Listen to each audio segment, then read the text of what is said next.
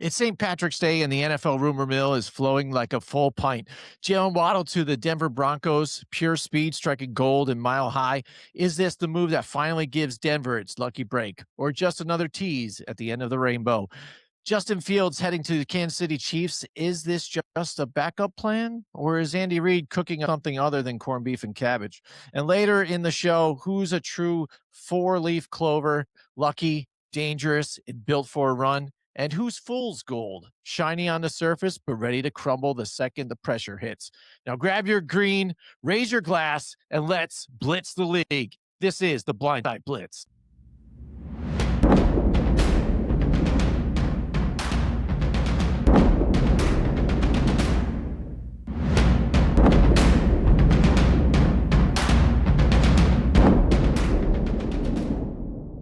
All right, and I am welcomed by my co-host, Mr. Joe DeCapita. What's going on? What's going on there, all Blitz Nation? Welcome back for another one. You know what time it is. Let's talk some football. Of course, thanks everybody for tuning in. For those that are new, do us a favor. Could you please help us out on this channel? Subscribe to us, hit the thumbs up. You know what the deal is. But Jim, how the hell are you on this fine St. Patty's Day? Aye, Joe, laddie. I'm mighty fine. Aaron Goldberg. And top of the morning to you, right? That's all I know. That's all the Irish I know. Yeah, that's right. McPhee, I am the cat's out of the bag. I am not Irish. I'm sorry. I'm a I'm a sham. I'm not Irish. So all right, so it's out. But yeah, Joe, just as we were getting ready to prep for the show and stuff, more news is breaking as it goes through free agency and stuff like that. And this bomb dropped today, so we have to talk about this. It is the Jalen Waddle trade, which happened between the Denver Broncos and the Miami Dolphins, who now Miami under new leadership and coaching and the Green Bay Packer way, shipping a lot of players out, and now the latest is Jalen Waddle and a 2026 fourth rounder goes to the Denver Broncos, and Miami receives a first round pick in this draft plus a third and a fourth. So first of all, what do you think about the value of this trade here with the amount that Denver has traded here in this? Yeah, I mean, this is a clear-cut number one starting caliber wide receiver who is maybe not a lot of people even know about Jalen Waddle as far as because he's been with the Miami Dolphins, so everybody ignores the Miami Dolphins. But Jalen Waddle, exceptional athlete, great receiver, runs terrific routes. The guy just gets open. I mean, it's that simple, and that's why that could be a major part of the reason why you had Tua. Any kind of success that Tua had in Miami could be attributed to Jalen Waddle himself. Obviously Tyreek Hill was there as well, but Waddle is still young in his prime. I think the compensation was kind of like pretty average, to be honest. Like, you're giving up a first round pick for a guy who's still in his prime, a guy who is a difference maker, who's a dynamic wide receiver, formerly for the Dolphins, now going to Denver. Oh my God. Like, Denver is gearing up. You see, they're making changes now. They're making major moves with this one because now Cortland Sutton has a new best friend, and it happens to be Waddle on the opposite side of the field. That's going to Denver Broncos are no longer going to be double teamed on Cortland Sutton.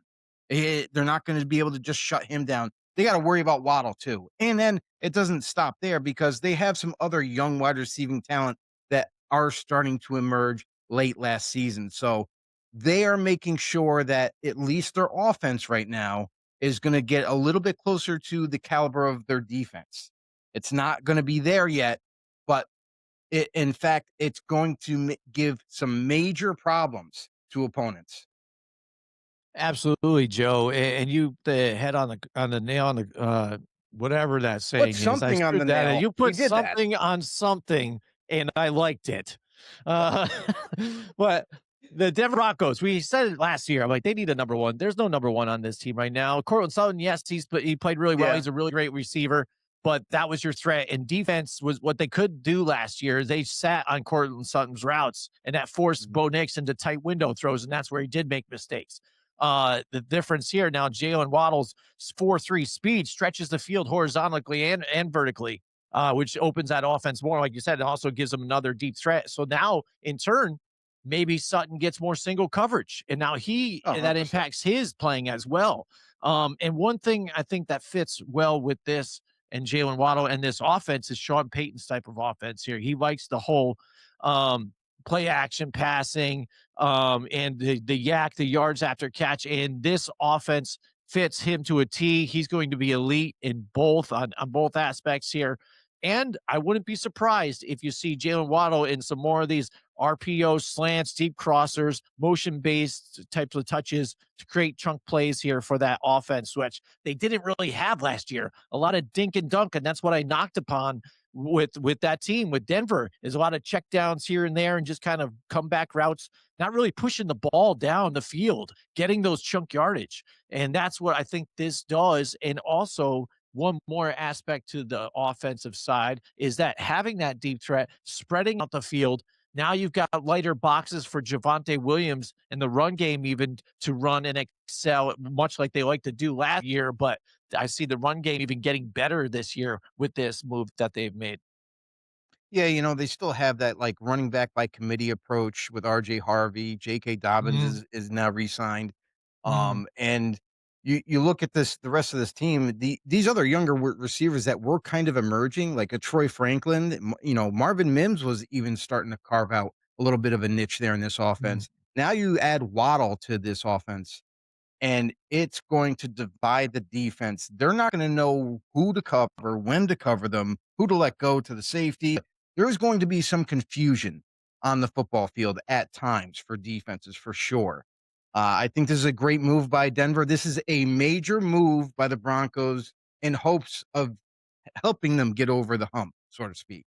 For this upcoming season, we saw them kind of slide down towards the end of the season into the playoffs, not really looking so hot anymore. The defense kind of carried them. Maybe this is just what they need on offense to kind of help them get over that hump. Yeah, yeah, absolutely. And one thing that was key here, if people are questioning the value, this will make the difference right away. So you're going to kind of give that first rounder here, and look where Denver was. They're knocking on the door of the Super Bowl, and if you're worried about Jalen Waddle's production the last couple of seasons, you look at who was throwing the ball. Tua, was not, completing these passes here, turning the ball over, and the seventh round rookie Quinn Ewers was throwing the ball, and despite that, he still had 910 yards and 6 touchdowns. To put that in perspective, Denver last year didn't have a single wide receiver hit 900 yards last year. So that puts that all in perspective and what this kind of impact he can have. And he had 3 consecutive 1,000-yard seasons his first couple of years in the league, looking to get back to that. And now with a team that can get going here. So I definitely like the move. I think it makes sense for Denver to do that. And they feel like they have a good enough defense. This offense was right there close, happened to not have their quarterback at the right time when they needed it last year. Now they reload and got another weapon. They could be a really dangerous team coming next year. Yeah, I'm not happy about it, Jim. I'm Oh, not. I bet. Be- I Being bet. a Raiders fan, this is not a good thing. Um, Mhm. All right. we'll So let's see. move on now to the Justin Fields trade now. Justin Fields chooses the Chiefs now in a trade that happened. The Jets really trying to get rid of a bunch of guys just to load up on picks too. They've got what, 3 first round picks, I think, this year now so far in this draft. I think the And a bunch following year, 27 is is it when they have 3 first rounders. 3 first rounders? That's This what it year, is. they Yeah, still have but 2. yeah, so they're loading up. They're trying to get rid of those guys, and Justin Fields, that guy that keeps getting passed around. But I think this is an interesting fit for him, and the fact that the Jets laid it out for him, like, here, these are the teams that are interested right now. What team would you rather go to? And he was able to kind of help with that selection, say, hey, I want to go here. But if any of those other teams were a team that was looking for a starter, and the fact that he picked Chiefs, what do you think about that choice here and what maybe his perspective was moving forward? If Fields was the one that literally dictated where he was going, then I question his move. For a guy who's still young and wants to start in this league, you chose to go to the Kansas City Chiefs where you know you're gonna be a backup. Maybe not in the beginning of the season because obviously there has to be some kind of major concern for when Patrick Mahomes will come back from his injury. And that's gotta be that's got to be the indication here. Is like that's what I'm kind of reading the tea leaves on, is that the healing process may be kind of stretched out a little longer than initially anticipated with Patrick Mahomes, and that's where Justin feels like, oh well, I can go to a really good team like Kansas City, I can start initially, but then how long is that going to be? Is that going to be just the first week? Is it going to be 2 weeks, or maybe beyond that? To show off what you have in Kansas City, and then all of a sudden, guess what? You're back to being a backup because once Mahomes gets healthy, you're a bench player, buddy. Like, and this could potentially derail the rest of your career because even if you show a small sample size and you do well, you can't show anything else. You know what I mean? Like unless Mahomes gets injured again. So I think this is kind of like a poor choice in my opinion for Fields anyway, because this is a guy that wants to start in this league. This is almost kind of just saying, oh well, you know what? That's the better team that I would like to go to. But then what about your future? Do teams now envision you at this point as just the backup, even though you're still young? Yeah, I mean, that's a head scratcher, right? For a guy that's been trying to find a spot to start. Looked like he had some upside in um with the Jets, but still not enough really to get it down to solidify that starting role.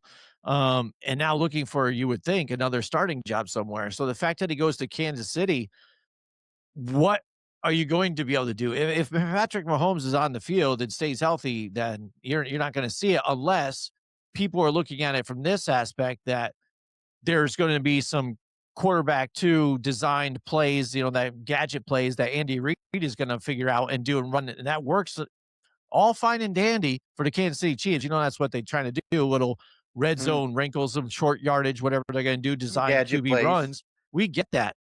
But like you're talking about, how does that help Fields develop one? And how that does that help getting him a starting job anywhere? Yeah. Because you're just going to see him on those couple little tiny plays here and there. It's not like, unless barring a huge injury by Patrick Mahomes, you see Justin Fields be able to perform and do well enough to kind of merit a job. He did enough, I guess, this past season to get some people kind of interested. I don't know who those other teams might have been, but that would be something that you would want to kind of listen to them and try and find out where I can be a starter and find a place. Because if you're just Mahomes' backup, look at the other guys that have already been there before. You know, Carson Wentz, uh, Trad Henney. I mean, a bunch of just former okay guys that were never good that just, now have just keep moving on to the next, backup spot, moving along. Yeah, I mean, honestly, Gardner Minshew, you know what I mean? With Fields, this is kind of like, a swan song. I mean, this could be it for him as a starter. Everywhere he's gone, he's been moved on from.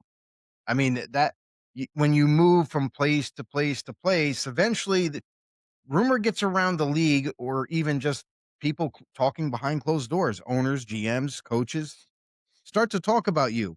And you know what? This kid, maybe he just doesn't have it. Maybe he'll never, ever be a future starter in this league because everywhere he's gone, what has transcended success for him? His mobility. Hmm. I mean, it is what it is. He has tremendous mobility, and that's what keeps defenses on their heels is because he can run. He can threaten the defense with his run, kind of like Lamar Jackson threatens. And but that's really it. That's like the only special attribute of Justin Fields. Can he throw the ball? Sure. Any quarterback in the NFL can throw the ball. But to throw it at a high level, I haven't seen it. He's never gotten there. And that's why he continues to move on from different teams. The Jets was just an absolute disaster. I Hmm. mean, when Aaron Glenn, who was the head coach last year, decides to fire his staff because, oh, things didn't go our way. So now let's just hire all new ones. You know that this was a mistake. You know that this was going to blow up in his face. Fields now is just one of those many players that they looked to move on from because they didn't want to continue to pay his salary. They weren't going to give him the starting job. They're looking to turn the page, start anew in New York, and that includes sending Fields to Kansas City. Kansas City, I think this is a good move for them. Honestly, they needed Yeah. a backup. They got a quarterback who, in Andy Reid's offense, yeah, there's going to be some gadget plays, no doubt about it. With his speed and mobility and change of direction, you know that's gonna come. So they got themselves a guy who maybe Andy Reid can maybe untap some hidden potential a little bit. But man, uh I think this is just one of those things for Fields that unfortunately for him and his career, this does not bode well. Yeah, I mean, I look as perhaps that he already kind of saw it coming, like, "Hey, I'm gonna try and fight for another spot somewhere else," where I think if I settle in with Andy Reid and, the Chiefs here, I potentially can run the same type of offense that Patrick Mahomes does. I'm most likely gonna see the field a lot more often if because if I don't win the starting job, then I'm another one and done or out or looking for another home again. This landing here could potentially advance my career, at least the longevity of it, and keep me here if they plan put me in the game plan more often. But then also, if Andy Reid does finally convince him or something or other to say, "Hey, maybe I just use you at a different position other than quarterback. Are you willing to give up quarterback now?" Mm, And just do that. Because we've heard yeah. talks about somebody trying to move him into being a running back, solely running back. But does he see career longevity just sitting behind Mahomes and being in that system? And let's face it too, if they got enough, strength here, they feel like they can make a playoff run. Does he see as like, hey, I could be the quarterback here, get more play time, and I might have a sniff at a Super Bowl?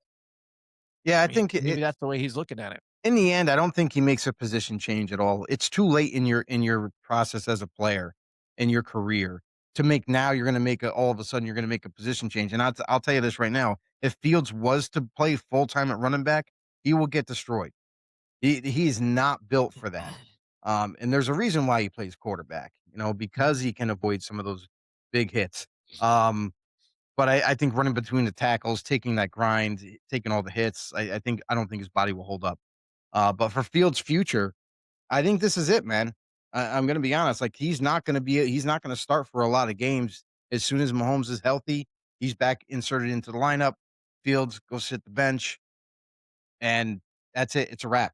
Unfortunately for him, that's kind of what it looked like it's trending towards.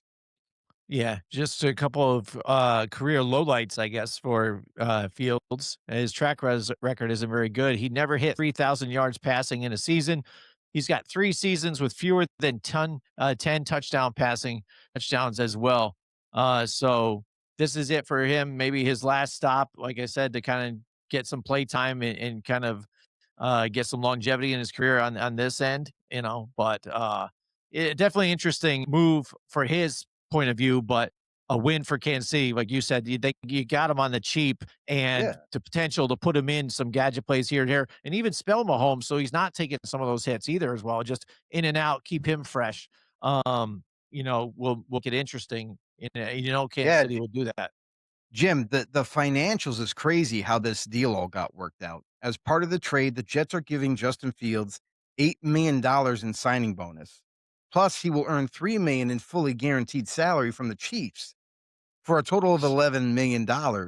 Fields previously had $10 million fully guaranteed. So you can see that it's actually a little bit better of a deal for Fields in Yeah, terms of money, yeah, but also the Jets are paying the majority of the deal, honestly. yeah. So very interesting on what they were agreed upon. So all in all, it's interesting. So there you have it. You got the Fields trade to the Kansas City Chiefs for a 6th round pick. You have Jalen Waddle. I couldn't believe this. This happened out of nowhere. Jalen Waddle getting traded to the Denver Broncos. They are giving up a first this year, a third this year, a fourth this year. Blitz Nation out there, we want to hear from you guys about these trades. What are you thinking about these trades? Are they good? Are they bad for one team or the other?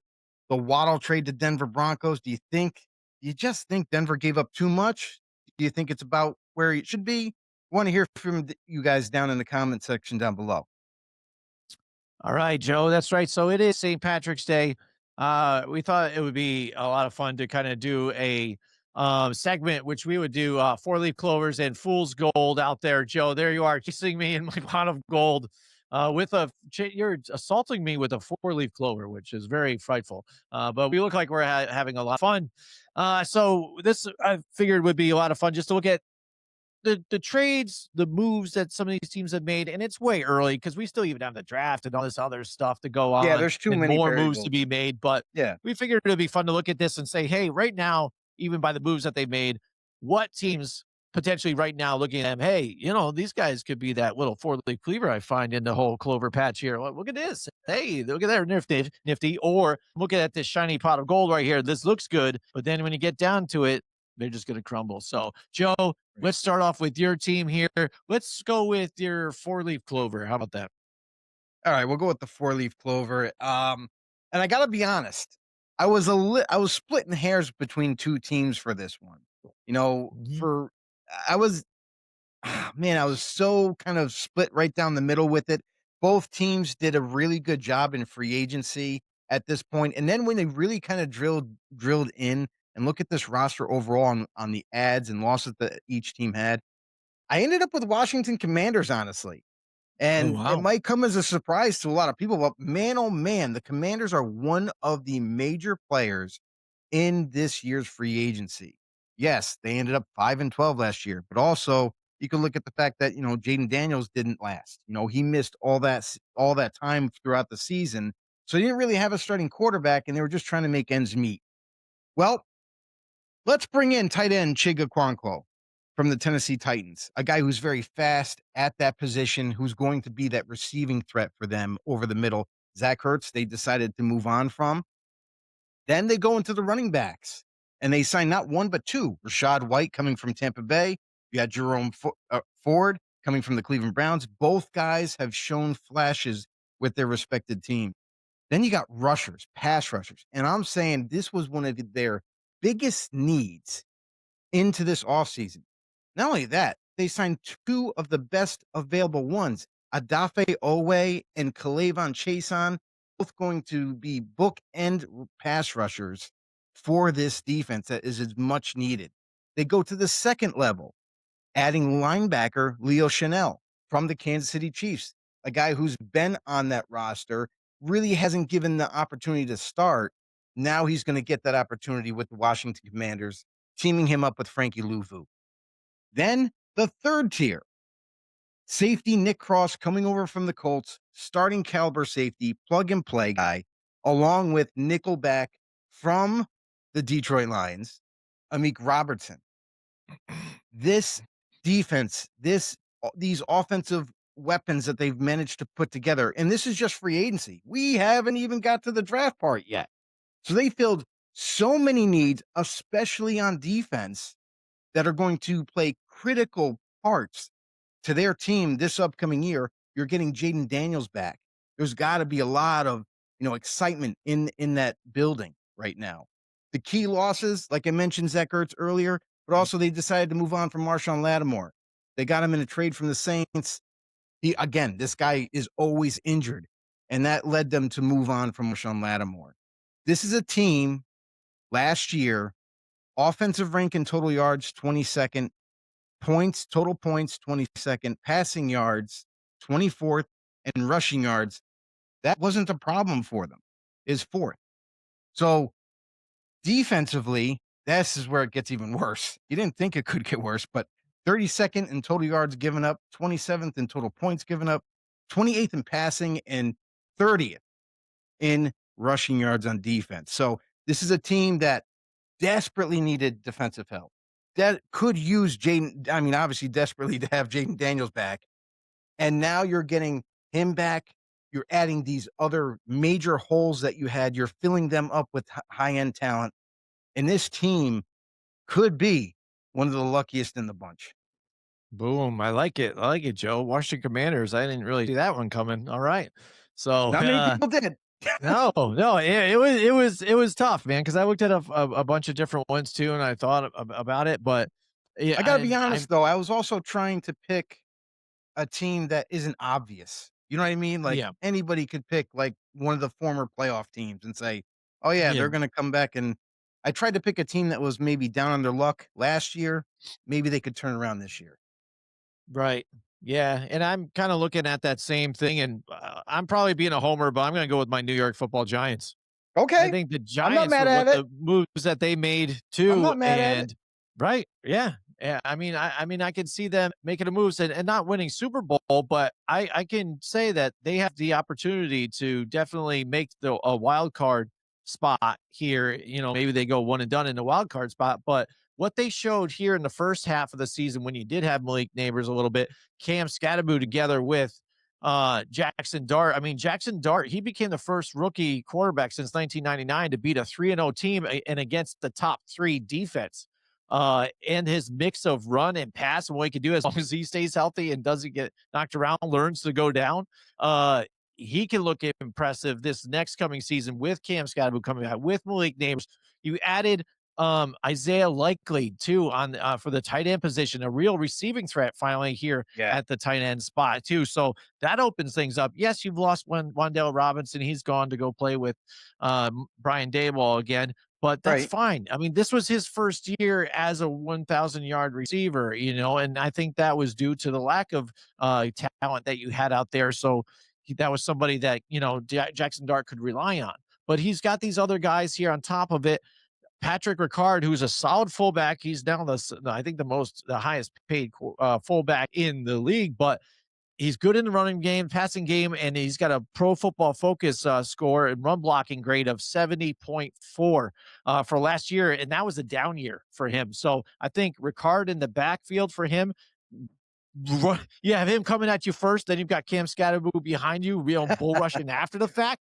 And Right. Jermaine Illuminor, as much as I, dogged him here and there, he still is an above average pass blocker. In these Yeah, last 2 he's seasons, good. he earned Solid. a 71 and a 76.7 Pro Football Focus blocking ratings too as well. So he also allowed just only 19 pass pressures from 638 pass blocking snaps. So still playing well on that end, and also bringing in, Likely and some of the talent here. Don't worry about what they didn't grab because they still have, the spider out there on defense. They still have, Dexter Lawrence. They still have some of this other talent. So I think the addition and then the subtraction on top of it, what they needed to work on, they addressed. So I think this is an opportunity for them to get better. And I just feel more confident under John Harbaugh as well that he knows how to win. He knows how to set a team up and win. So I think they can turn this thing around pretty good because they had even opportunities last year at one point, just couldn't stay healthy and couldn't get some things together. So I think they have a real shot this year with the additions that they made, and they still have more to come here. But with everybody getting back healthy on top of it, I think watch out because I think they could be a good team. Yeah, I mean, I'm not mad at that pick either. Like, they were one of the teams that honestly I was looking at. Um, but I mean, also, I mean, real quick, just to add to that, is Tremaine Edmonds is a huge get, Mm, I feel like, for them at middle mhm. linebacker. A guy Yeah. who's gonna wear the green dot, gonna command the defense, get everybody in the right spots. And then also, I think a sleeper signing, Greg Newsome. I think Mhm. this is kind of going under the radar to where now you have Paulson Adebo on one side, Greg Newsome on the other, and you look at what you did the year prior.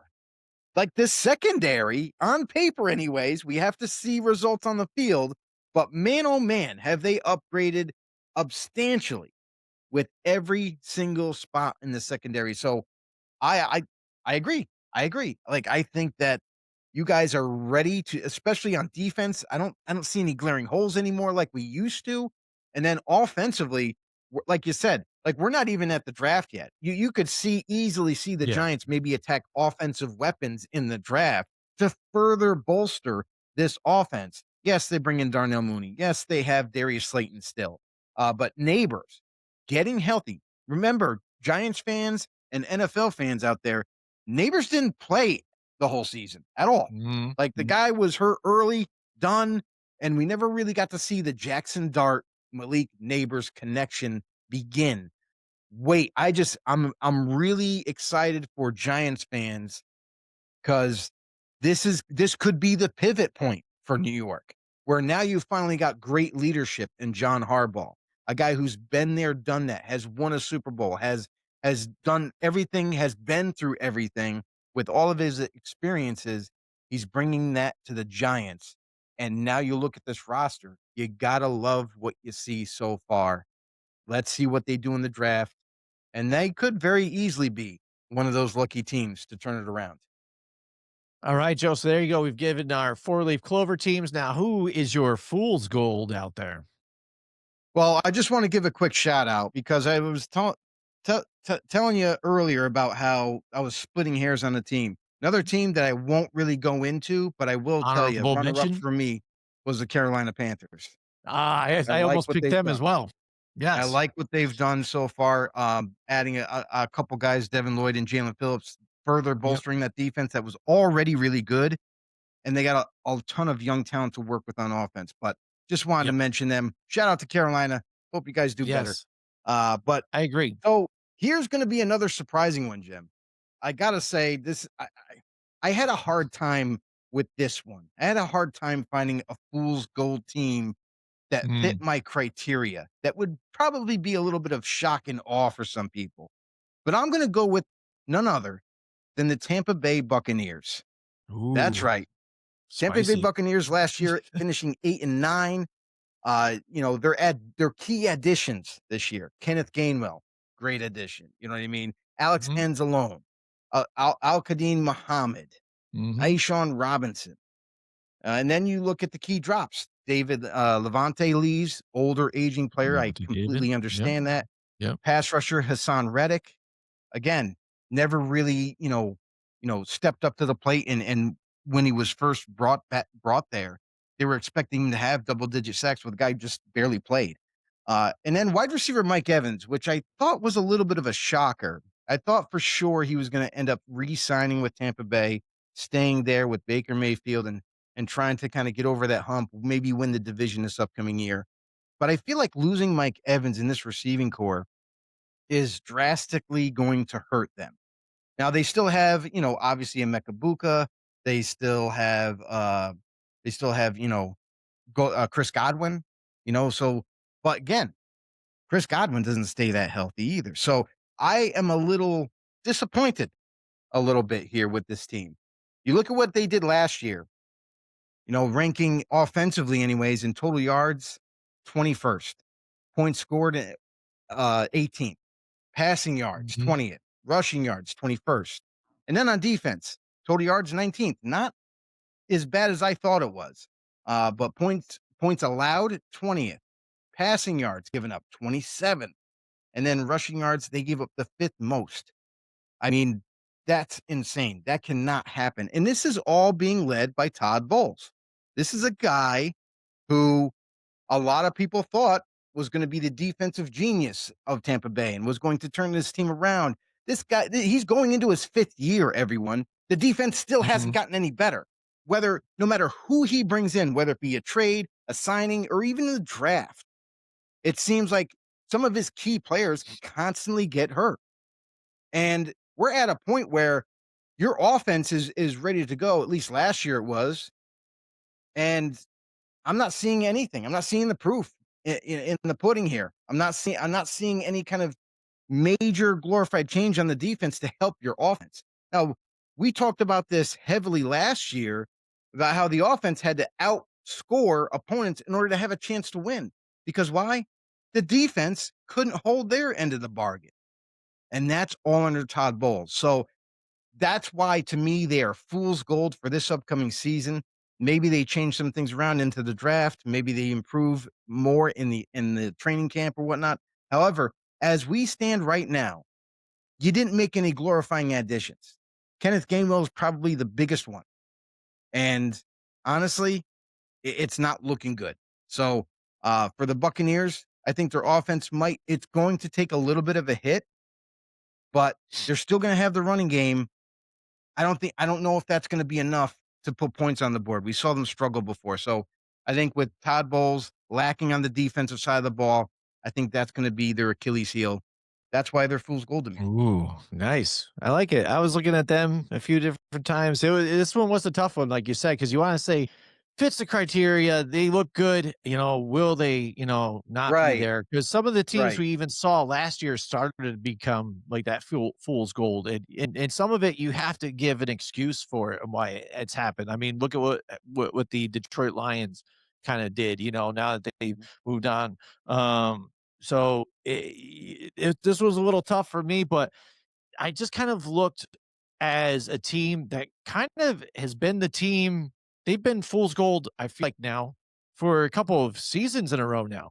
If Okay. you keep looking at them, for me, when I looked at it and tried to fit criteria, I was just looking at this team and I was like, this team needs to make moves. They need to make a difference. They need to do something, make that initial push to get over the hump, do what it takes, win, because this Mhm. is where they are. They're ready. They're built there pretty much for the most part, or they were. And every year they keep doing that doesn't work. And they do again, and they did it again this offseason here. And I'm talking about the Buffalo Bills. The Buffalo Bills expected to be that next darling to win the Super Bowl and try and be there. The Mahomes and company weren't there last year. The Ravens weren't there. Here it was their year again, but what do they always do, Joe? They trade for or sign a free agent edge rusher, pass rusher that's past his prime, hoping you can maybe find a spark of whatever he used to be, and bring back some older players too, and other defensive players that are past their prime because they're cheap. They're on the good type of, to kind of get you under the cap where you need to be. And you're just hoping like, hey, this will work. This is a veteran name. This guy could be something. This guy is going to jump on board to maybe try and get a ring with us. And it never works out. And it seems like to me, the Buffalo Bills are doing the same thing. Yes, they re-signed Connor McGovern, which is a good key guy to bring back in That here, was who big. was Yeah. who was yes, yeah, hasn't allowed a sack in pass protection since week 17 of the 2023 season, by the way. Mhm. So that's solid to keep Josh Allen up, and I get that. But on the defensive side of the ball, you needed to do something again, and your answer is Bradley Chubb. I'm like a guy who's had in 2004 had an Achilles injury, is not the same player 2025, and now you're going to overpay for a guy that you're hoping can get back to maybe what he used to be. And even CJ Gardner Johnson, he's a pretty good guy, but still he hasn't been what he was back in 2024 or even prior here, his former Eagles glory. So they're hoping a lot. They're bringing some of these guys to help kind of fix some of this situation, but they keep doing the same type of thing. And I don't mind the DJ Moore trade. You didn't give up a whole lot to get him. And you've got a veteran presence there, but they've had veterans in there too. They got the Amari Coopers, they got the Stephon Diggs, and now they've got DJ Moore. And I get that and stuff, but is it enough for them to turn the corner and kind of be that team to beat? And I really just don't believe that they are again. And now that you've got new coaching in this, yes, from the same tree or whatever, and familiarity, but how is that going to affect things with this team? So is it going to be the same old Buffalo Bills here where, hey, this is our year again. This is our year again. And this come out empty handed again. And I feel like looking at the Bills right now that this is what I'm setting myself up for again. You're looking at it. It looks shiny. It looks like, hey, these guys got it now. And they're going to come to the playoff time. And where are they going to be? They ain't make it. So I want to say it's just the Buffalo Bills again. Look at me dead in the face. I would have I was close to be picking them as maybe my lucky team. I'm gonna be honest, like, they haven't made a lot of moves, and that's because they were kind of restricted with the money that they have for Mhm. free agency. However, I will say this is a phenomenal move to get DJ Moore. I mean, this is a guy who's still in his prime at 27 years old. I know it doesn't sound like it or feel like it. It feels like the guy's 31, but Yeah. he hasn't been in the league long enough. So he's still 27 years old, still can make a major impact for this team, can be a true number one for them. Jesus. Shakir. Secure. Yep. Um, the slot receiver is going to benefit majorly. We saw him being a very productive receiver for Josh Allen, kind of basically his, favorite in a sense, because he was the only one that was doing anything on that offense. So now you're going to have him paired up with DJ Moore, who's going to allow some big time open plays over the middle for Shakir, going to be able to kind of really rack up the catches and yards on top of everything, along with defenses having to worry about DJ Moore down the field. This is also going to help the rest of your receiving core. Now, I don't think Buffalo's done yet because, like, we're not even at the draft yet. I could really see the Bills kind of pick in the first round, maybe get one of these high end if they happen to slide a little bit this year, or find someone that they really, really like to pair them up and put into this receiving pool because this draft is full of them, and they're very deep. So I don't think the Bills are done yet. Maybe free agency they are, but draft time looks like they're gonna be targeting wide receiver. Looks like they'll be targeting guard because I know left guard is now kind of a little bit of a question mark here, after, David Andrews decided to move on, goes to the Saints. So they're gonna be looking offensive line, wide receivers, and then defensively, Jim, this is what I'm gonna say about the defense, is now they're changing the scheme a little bit. They're going to more of a 3-4 defense now. Whether that's good, bad, and different, we'll have to wait and see, but there are some players that are still on this roster, like a Greg Rousseau, who was a D end in a 4-3. Now it looks like right now anyways, they got him penciled as a 3-4 linebacker. Well, the guy is a massive dude. I'm not sure that's a good spot for him, and they might be looking to maybe move on from him. I'm just saying because I just don't see him fitting this scheme if it is a true 3-4, or maybe it's a hybrid. Maybe that's why they brought in Homeboy to pay him money to play off the edge and just rush. So, we'll have to wait and see if how this all kind of works out and irons out for Buffalo, but again, if this is a team that once again returns to the playoffs, at least they're getting there. You know what I mean? Like, that's my They thing they fired their is head coach for at least getting there, Joe. I know, but you gotta start somewhere, and this is going to be a change. Like, you can already see that there's changes being made within the coaching structure. You can see the schemes that are being changed. Now, I'm interested to see how much the offense changes now with Joe Brady. Does he throw in any extra wrinkles in this and doesn't run it like it always has been running? I'm just curious, like, how much of insight did the head coach have over Joe Brady's offense? So we'll see this upcoming year. We'll see what they attack in the draft. But that's the only thing for me where I can't really judge the Bills right now because I do like the DJ Moore move on offense. I do like the fact that they are changing things on defense. I don't know if it's going to transpire into major success, but we're going to find out when we get to the season. Absolutely, but when it comes down to the draft after they move, especially with this deal now, it leaves the Buffalo Bills with the third worst draft capital in 2026, though, too. So if they hit, they got hit. So that's going to be big for them. And we'll see. We'll see. There's a lot of offseason to go here, or free agency. A lot of different guys out there still, a lot of free agents to get signed and find some homes. We're still hearing about rumors with the AJ Brown trades and things, and we'll light you guys on that when that stuff all goes down. But Joe, that's it for the show here too. Why don't you tell everybody again one more time where they can get episodes like this one of the Blindside Blitz? Yeah, if you liked what you heard so far, if you're interested in any future shows, we encourage you to head over to YouTube for us, hit that subscribe button. Also, don't forget to hit the thumbs up. It does help out a lot. But you guys know the drill. I mean, everybody is all tuned into social media at this point. Everybody's, fluent in it. So make sure you give us some support there. We'd really appreciate it. And thanks to everybody out there. Thanks, Blitz Nation. We'll see you in the All right. next one. See you guys in the next one. Hey everybody, this is William Del Pilar, founder of Grumblings Media, and I want to say thank you for watching our content. If you want to support our all-volunteer efforts at Grumblings Media, smash the subscribe button right here. 100% free, and please consume and share our great content. Click either one of these two boxes for more of our work.